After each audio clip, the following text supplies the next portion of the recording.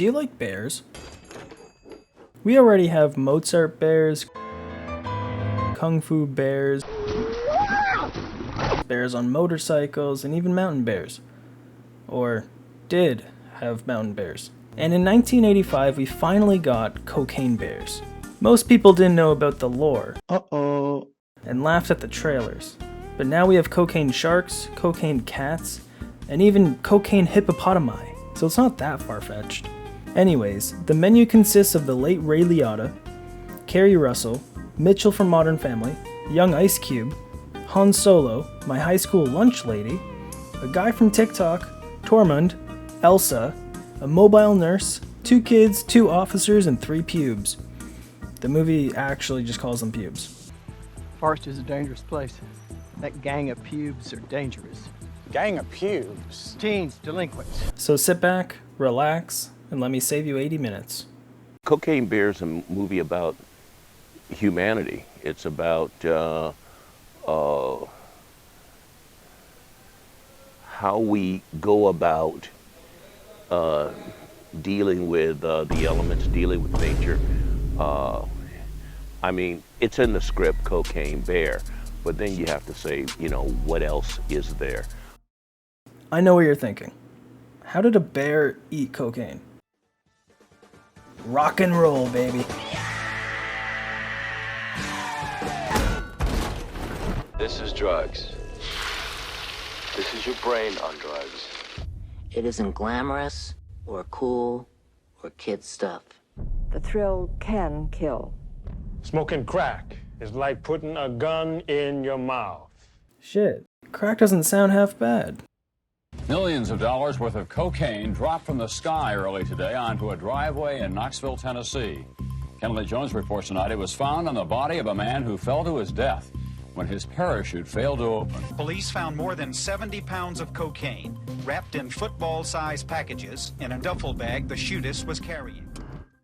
The movie's plot is rather simple. These 2 cops are assigned to the task of locating the lost goods and finding who's responsible, that being Ray Liotta. He meets up with Ice Cube and asks him to bring his son Han Solo with him, but Han is still crying over his movie bombing at the box office. I'm so sad, man. Ice Cube invites him for a Star Wars collab with NWA, and they head off. I knew you'd be late. It finally came in. Check it out. The other plotline starts with 2 kids who skip school to venture into the forest. Their mom finds out and tries to look for them with a park ranger and her date. And our last plotline is, well, the bear.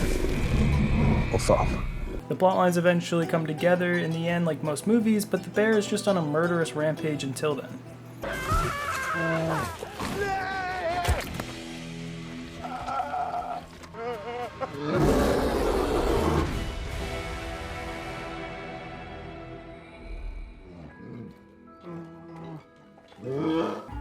The people on the menu consist of amazing personalities. Please tell me you found them like this. Such as a cop who doesn't know dogs, Ray Liotta being Ray Liotta. When did you all get so soft?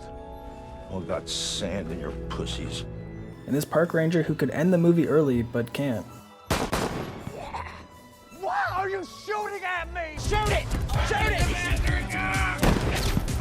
Kill it! Not to treat a big fucking bear! That's a fucking bear.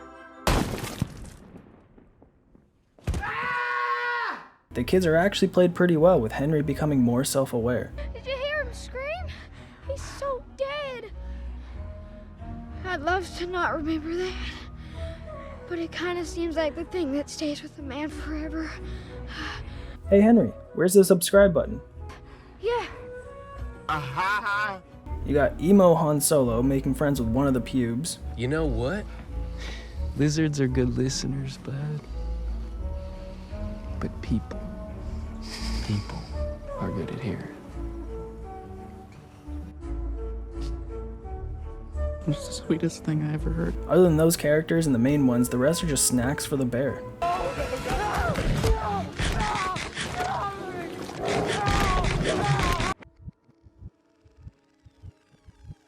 Say hello to my little friend!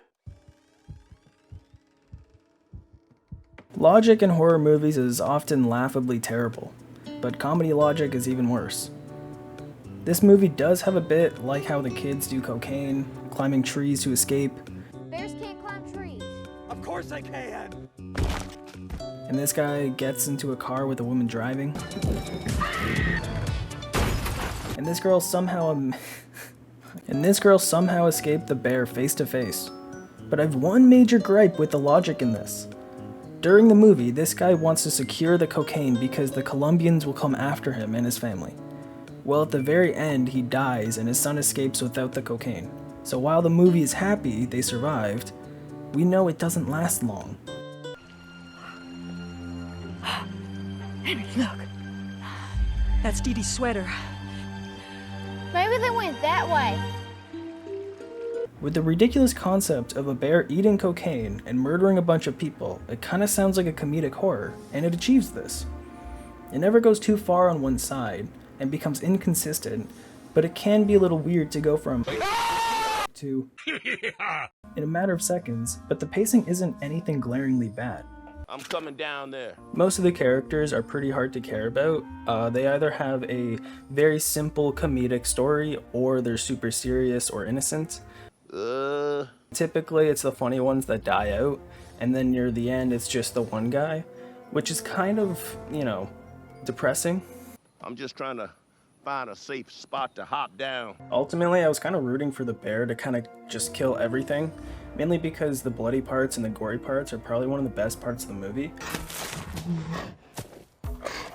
What the hell?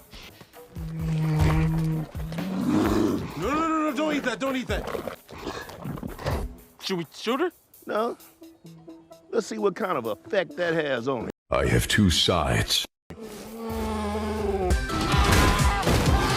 I'd say the movie is a solid 7 from how little it takes itself seriously to how entertaining the bear moments were.